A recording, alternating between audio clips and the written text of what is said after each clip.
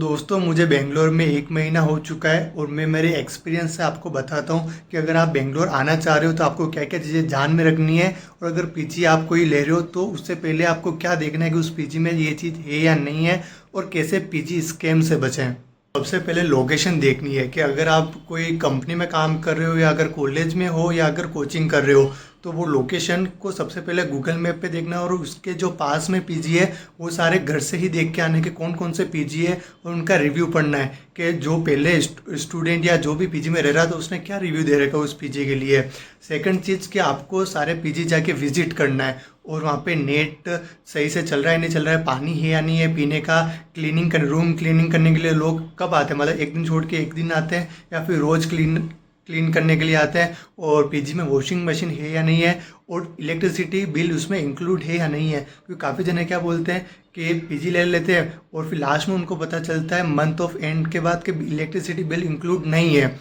वो अलग से इलेक्ट्रिसिटी बिल पे करना पड़ता है। तो अगर आप पीजी ले रहे हो तो सबसे पहले उनसे पूछ लीजिए कि क्या इलेक्ट्रिसिटी बिल इसमें इंक्लूड है या नहीं है।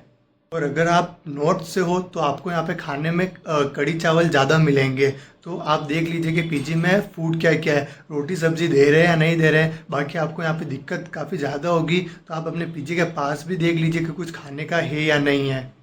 सबसे ज़्यादा स्कैम कहाँ होते हैं कि अपन जब सिक्योरिटी डिपॉजिट देते हैं तो जब हम पीजी छोड़ के जाते हैं तब वो अपन को फिर से नहीं देते हैं। तो वो बोलते हैं कि आपको हमें 1 महीने पहले इन्फॉर्म करना पड़ता है कि अगर मैं छोड़ के जा रहा हूँ तो 1 महीने पहले उनको बताना पड़ता है। फिर वो आपको अगर जैसे कि 5,000 सिक्योरिटी डिपॉजिट लिया तो उसमें से 2,500 फिर से दे देंगे, 2,500 वो खुद रखेंगे। तो वो पीजी टू पीजी डिपेंड करता है कि वो सिक्योरिटी डिपॉजिट कितने लेंगे। और वो बोलते हैं कि हमारा 1 मंथ पॉलिसी कि आपको छोड़ने के जाने से पहले 1 मंथ पहले हमें बताना पड़ता है, तो वो उनसे अच्छे से पूछ लीजिए।